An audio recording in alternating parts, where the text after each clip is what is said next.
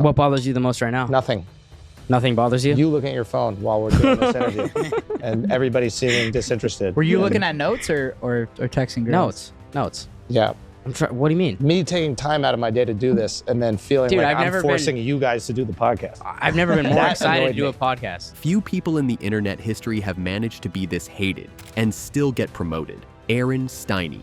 Steinberg isn't just a regular member of the Nelk Boys. He's become their most controversial figure, the guy fans love to hate. Every full send podcast upload turns into a war zone in the comments, half demanding he be kicked off the show.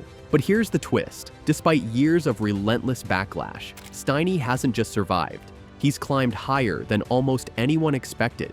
From running errands as SteveWillDoIt's assistant to becoming Kyle Forgeard's right-hand man on one of the biggest podcasts in the world, Steiny's rise is as baffling as it is polarizing. And yet, if you ask a large chunk of Nelk's audience, he isn't just annoying. He's the reason the group's popularity has dipped. They'll tell you his ego, his insecurities, and his behind-the-scenes connections have dragged the Nelk brand into awkward, even embarrassing territory. I pulled a couple hotties and then Oh, okay, I got you. I went to a Komodo with Steve, Selena, and some random. And then I brought my girl. Your girl. Like my main. You have a main? So what's her name? This guy. And then No, what's her name though? Because this is news. No, but then we went back to the crib like it was a No, flex, what's a girl's name? Yo, you picked me up in the rolls, bro. That was crazy. Wait, what's the girl's no, name? Steve hooked me up because he picked me up in the rolls and then I looked like a G, right? Is this true? Was he with the girl? No, it's just fact. Yeah, I picked him and his girl. In the rolls and like she doesn't shut the door immediately and I'm like, get the fucking door. Like, I was like, So how did we get here? How did the internet's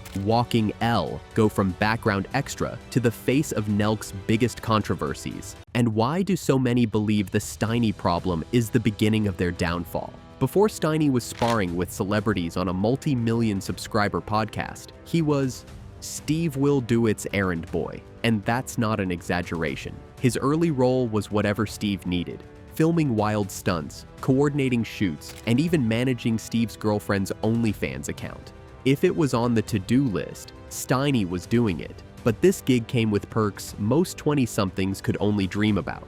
Steve gave him front row access to a world of excess. Luxury cars, high roller parties, designer jewelry. Sometimes literally letting him wear the watches off his own wrist. And over time, that started to shape Steiny's image and his ego. In 2021, when Nelk launched the Full Send podcast, Steiny wasn't supposed to be a regular face. He got his shot as a one-off guest host. But instead of winging it, he came prepared, researching guests, asking sharper than expected questions, and surprising fans who thought he'd just be another side character.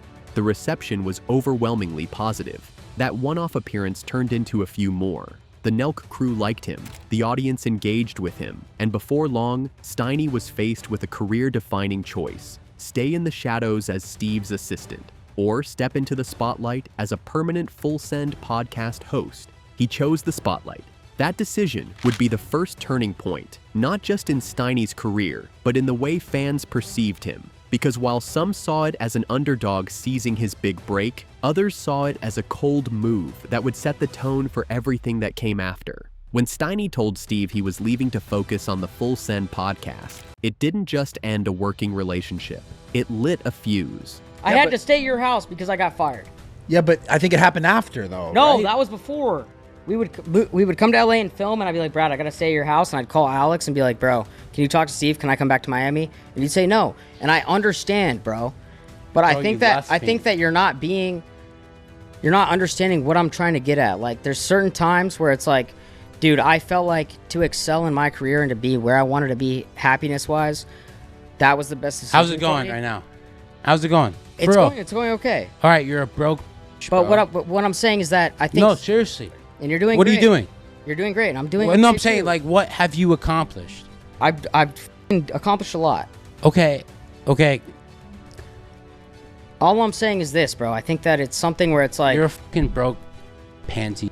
Yes. See, you may have more money than me, and I get that. Bro, it's not about money. It's that you left me for this bigger opportunity. Okay, but how are you still affected by this from 3 or 4 years ago when you're a liar? Because you're a liar.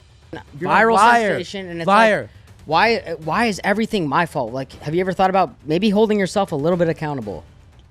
For which part? Oh, I'm very accountable. In life, just being like, hey, Yeah, dude, yeah, like- I should sign you. I should have been more strict with you. I shouldn't have been so nice to you. I shouldn't have paid you money. I shouldn't have put you in my fucking videos. Yeah, that's my accountability. I shouldn't put you in my videos. Shouldn't have paid you a bunch of money. Shouldn't have gifted you. Shouldn't you let you stay in my fucking condo? Yeah, that's my accountability. Okay. Steve didn't see this as a simple career move. He saw it as betrayal. On-camera confrontations captured the bitterness. Steve reminding Steiny, I gave you everything, listing the money, clout, and lifestyle he'd handed over. Steiny, for his part, insisted he was grateful, but framed it as an opportunity he couldn't turn down. The split got messy fast. Steve accused him of making demands when he was picking up my underwear a couple months ago, while Steiny argued he was just trying to level up. Fans picked sides, but the narrative forming around Steiny was clear. He was someone who'd drop a friend for a better offer. This wasn't just gossip. It planted the seed for a lasting perception problem. Comments began circulating. He did it to Steve, and in a heartbeat, he'd do it to Nelk if things went south. What some saw as ambition, others labeled as pure opportunism. The fallout also shifted Steiny's position in the Nelk world. Steve faded from the full send content, partly due to his own controversies and a YouTube ban, while Steiny stepped into the vacancy, now front and center in vlogs and podcast episodes. Being the face of the show meant being the face of its problems. The early, cool assistant makes good storyline was over. In its place, a growing sense that Steiny's loyalty was negotiable, and that his rise might not be as clean as it looked. At first, Steiny's jump to the Full Send podcast looked like a win for everyone. He had the clout, the exposure, and a seat next to one of the most recognizable YouTube crews in the game.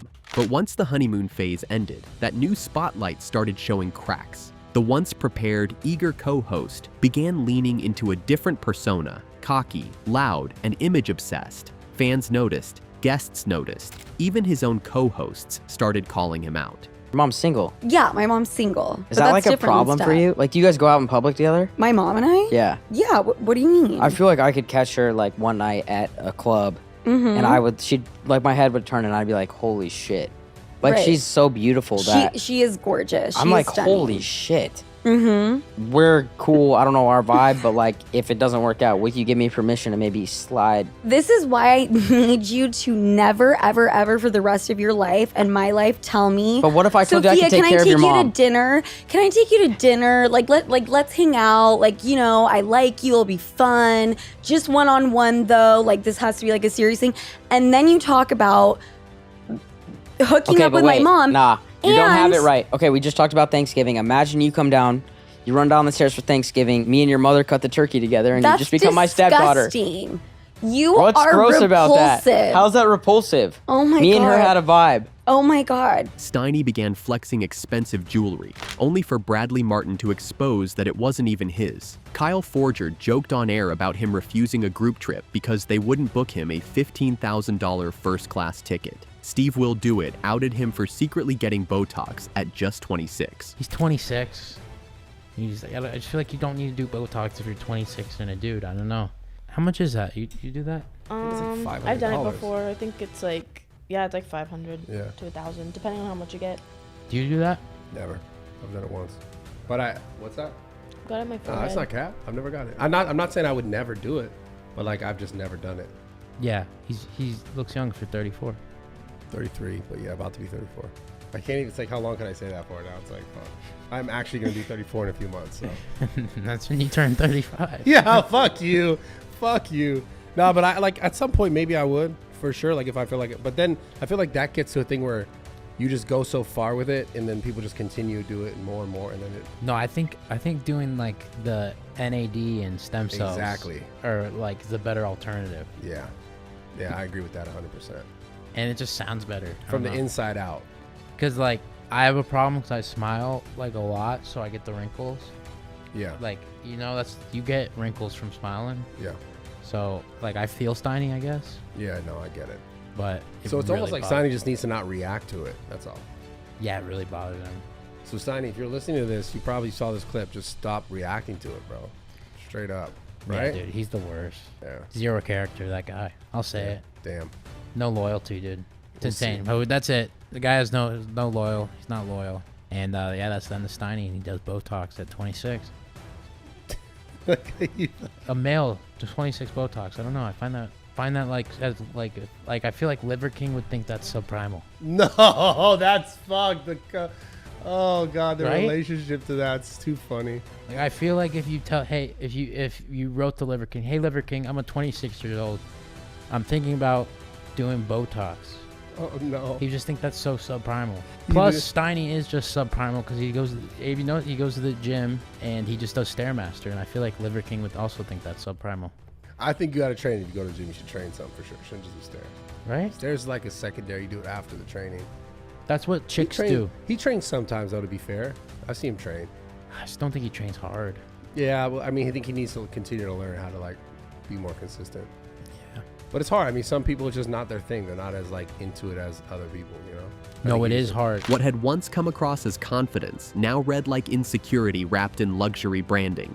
Instead of blending into the Nelk brotherhood, Steiny stood out as that guy, the one constantly talking over guests, interrupting with off-topic jokes, and making conversations awkward. I pulled a couple hotties and then Oh, okay, I got you. I went to a Komodo with Steve, Selena, and some random. And then I brought my girl. Your girl. Like my main. You have a main? So what's her name? This guy. And then No, what's her name though? Because this is news. No, but then we went back to the crib like it was a No, flex, what's a girl's name? Yo, you picked me up in the rolls, bro. That was crazy. Wait, what's the girl's name? Steve hooked me up because he picked me up in the rolls, and then I looked like a G. Right? Is this true? Is he with the girl? No, it's just fact. Yeah, I picked him and his girl. In the rolls, and like she doesn't shut the door immediately, and I'm like, shut the fucking door. Like, I was like, The UFC's Sugar Sean O'Malley didn't hold back when he noticed the change. When I came out to Miami, you were an assistant. It was a public gut punch that echoed what fans were already saying online.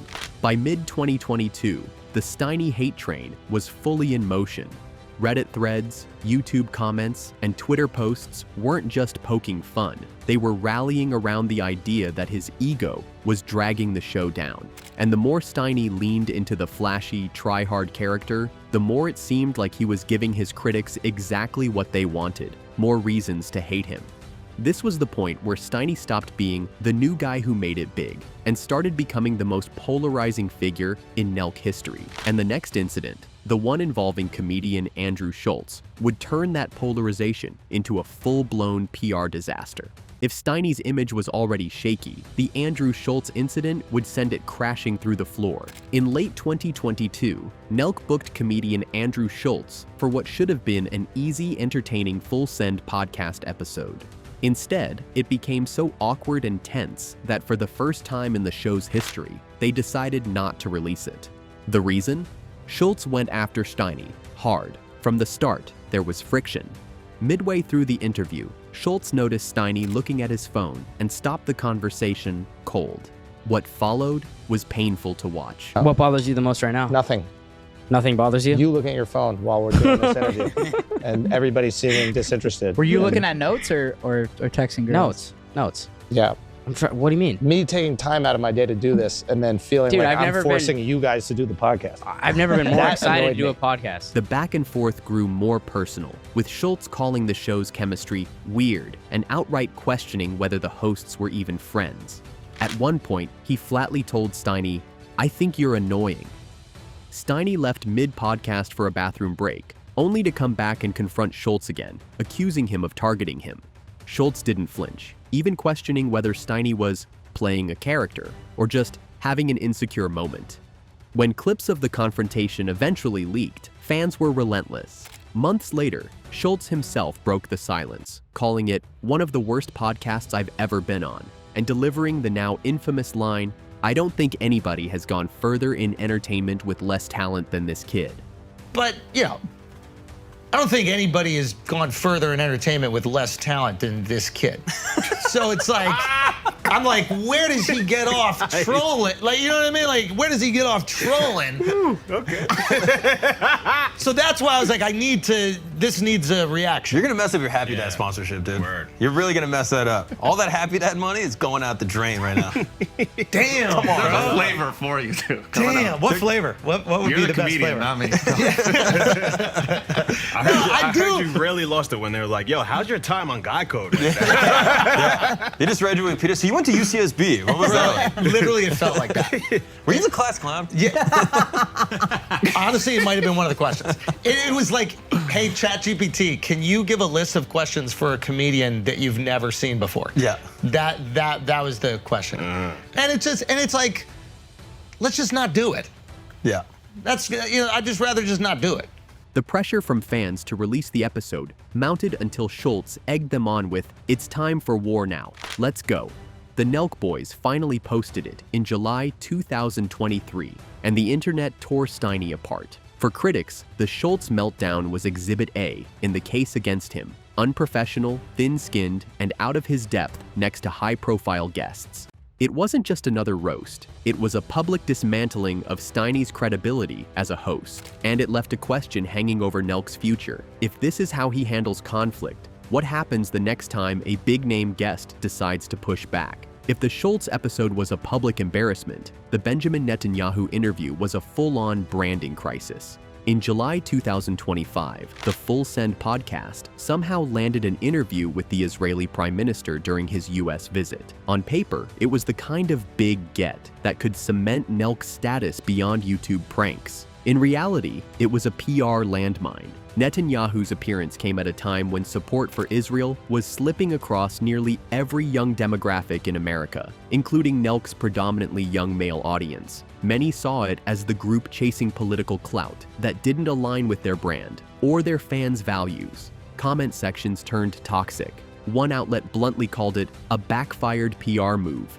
And at the center of it all, Steiny. As co-host, he tried to inject some edge, famously asking Netanyahu, "Why do you think you're so hated worldwide?" The clip went viral. Mediaite even highlighted the audacity of a YouTuber throwing that question at a sitting world leader. But the overall perception was that Nelk had gone soft, serving up a puff piece interview rather than holding Netanyahu accountable. Then came the whispers and the receipts. Fans began pointing to Steiny's father, Harvey Steinberg, a powerhouse Denver defense attorney known for representing high-profile athletes and winning cases others thought unwinnable. Rumor had it Harvey had done legal work for Nelk, making him their unofficial fixer when the group's pranks and party ventures got them into trouble. In the eyes of many, that explained everything: why Steiny was untouchable, why he'd risen so fast, and maybe even how they secured Netanyahu in the first place. The internet connected the dots. They only keep him around because his dad is their lawyer. The lawyer came as a package deal. Keeping Steiny is strategic. Nelk wouldn't last without his dad. It didn't help that Harvey's resume included representing Asher Carney, an Israeli businessman convicted of smuggling nuclear trigger devices. This was proof that Steiny had deep, unspoken connections in Israeli political circles. Suddenly, the Netanyahu booking didn't seem so random. Whether those theories held water or not, the perception stuck. For many fans, the nepotism narrative wasn't just believable. It explained why someone so widely disliked had been elevated to such a prominent position. And in a brand built on authenticity, being seen as the product of backroom deals and family privilege was about the worst reputation you could have. The Netanyahu fallout didn't just tarnish the episode, it amplified the Steiny problem from being about personality clashes to being about integrity, influence, and whether Nelk's leadership was willing to risk their credibility to keep him in the spotlight. For all the bravado, the jewelry flexes, and the over-the-top confidence, the people closest to Steiny will tell you, it's mostly a mask. That mask slipped during the Schultz confrontation when the comedian paused mid-roast and asked him point-blank, "Are you having an insecure moment?" Before Steiny could answer, another voice on set jumped in. He's so insecure, and he plays this character. He's so insecure.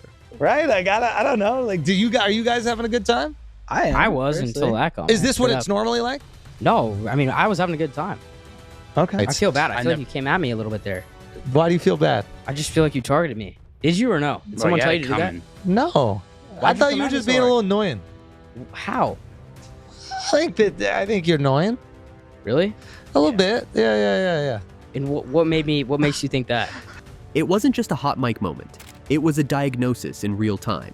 SteveWillDoIt, the guy who arguably knows Steiny best, has said the same thing more bluntly. I love him as a person, but he's a bullshitter, a liar, and he's very insecure. He doesn't keep it real with anyone because he's afraid of what people will think. According to Steve, that fear drives everything. The constant flexing, the exaggerated stories, the need to project status in a room full of bigger names. Even Steiny himself has admitted it. A couple of months after the Schultz debacle, on a boys-only full send episode, he opened up, "I act like a clown sometimes, and I let stupid shit get to me. I just gotta be more comfortable with who I am." He even said he looks up to streamer Aiden Ross for how comfortable he is in his own skin, something Steiny admits he hasn't mastered. The irony? When Steiny drops the act, some fans find him at his most likable, but those moments are rare, and the cycle is vicious. Insecurity fuels the persona. The persona draws hate. The hate feeds the insecurity. Honestly, Steiny, I love him as a person. I think he's funny, but I think he's just a bullshitter / liar, and he's very insecure. He's very insecure and afraid. Like he doesn't keep it real with no one because he's afraid of what people will think or whatnot, or whatever the fuck he's afraid about. I think. And certain things hit harder than others. His height, for example, has become a constant target for ridicule online. Multiple fans speculate he's deeply insecure about it, and instead of brushing it off, Steiny tends to bristle, only encouraging more jabs. It's this loop that keeps the Steiny problem alive. Every time he overcompensates, every time he tries to prove he belongs, it hands critics new ammunition. And in the Nelk ecosystem, where authenticity sells and trying too hard is social suicide, that's a game you can't win. By now, Steiny isn't just a co-host. He's a lightning rod. Every Nelk upload becomes less about the guest or the topic, and more about the civil war in the comments. Scroll through any Full Send podcast episode and you'll see it instantly. Get Steiny off the show, he's unbearable. Kick him out before the brand collapses. This split has created what marketing experts would call hate engagement, the phenomenon where people keep watching, not because they like someone, but because they can't look away. Love him or despise him, Steiny keeps people talking. From a pure numbers perspective, that's gold. The YouTube algorithm doesn't care if comments are calling you the funniest guy alive or the most annoying man on earth. It just sees high engagement. And high engagement means more reach, more clicks, more ad dollars. Even Mike Majlak from Impulsive spelled it out. Talent isn't what drives success in this space anymore. If you can drive viewership, clicks, and controversy, you're doing the job. By that metric, Steiny's a star. But here's the problem. Engagement isn't the same as loyalty. While Steiny can pull in casual viewers who want to see what outrageous or awkward thing he'll do next, longtime fans are burning out. Reddit threads are full of posts from ex-subscribers saying they've stopped watching altogether because the vibe is gone, or Steiny ruined it. Some even admit they'll watch clips but won't sit through full episodes anymore. That erosion matters. Nelk built its empire on a very specific brand: raw, authentic, prankster camaraderie. Now, with Steiny dominating the conversation, the spotlight has shifted from the group dynamic to a single, divisive figure. And while controversy might boost short-term clicks, it risks alienating the loyal base that carried them this far. In other words, Steiny might be both the spark keeping the fire alive and the slow burn that's eating the brand from the inside. On the surface, blaming Nelk's decline on one guy might seem like an oversimplification. After all, the group has faced YouTube bans, shifting algorithms, and a maturing audience that doesn't respond to wild prank videos the way it did in 2017. But when you connect the dots, Steiny's fingerprints are all over the moments that marked Nelk's slide from cultural phenomenon to controversy magnet. It started with the fallout from SteveWillDoIt, a messy public breakup that painted Steiny as opportunistic and disloyal. Then came the personality shift, a once hungry co-host morphing into an insecure, image-obsessed flexer who disrupted interviews and clashed with guests. The Andrew Schultz meltdown didn't just make Steiny look bad, it made the entire show seem amateurish and unprepared. The Netanyahu interview was the tipping point. Whether or not you believe the nepotism theories, it was a tone-deaf move for Nelk's brand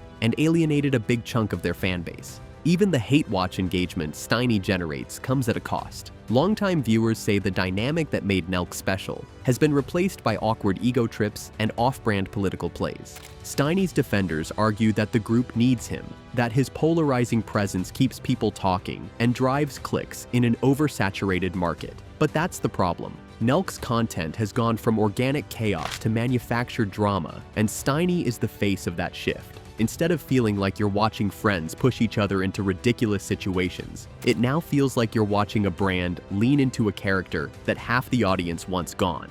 In the end, Steiny's role in Nelk is a paradox. He's both a draw and a deterrent, a reason people click and a reason they stop watching. But when the negatives start outweighing the positives, when the controversies overshadow the content, the cost of keeping him might be higher than the clicks he brings in. And that's the heart of the Steiny problem. He's not just a character on the show, he's become the show, and in doing so, he's shifted Nelk from being a crew with a problem member to being a crew defined by their problem member. The rise of errands Steiny Steinberg is one of the strangest stories in the YouTube game. A guy who started as an assistant fetching drinks now sits at the center of one of the biggest digital brands in the world, despite being, by most accounts, its most hated member. And maybe that's the point. Maybe the very thing fans see as Nelk's biggest flaw is actually their most calculated move. Keep the lightning rod in the lineup. Keep the comment section on fire. Keep the algorithm fed. It's a strategy that works until it doesn't. Because here's the risk. The more the brand leans on Steiny's controversies to stay relevant, the more Nelk's identity shifts away from the camaraderie, chaos, and authenticity that built its empire. What started as a prank crew built on friendship is now a podcast defined by one man's ego, insecurities, and internet beefs. So is Steiny the cause of Nelk's downfall, or just the symptom of a brand that's outgrown what made it special? That's the question fans have to answer. One thing's for sure, whether you love him, hate him, or can't decide, Steiny isn't going anywhere. And if that's the case, the Nelk Boys might just have to ask themselves if they're riding the Steiny problem to a bigger payday, or straight into the end of the road.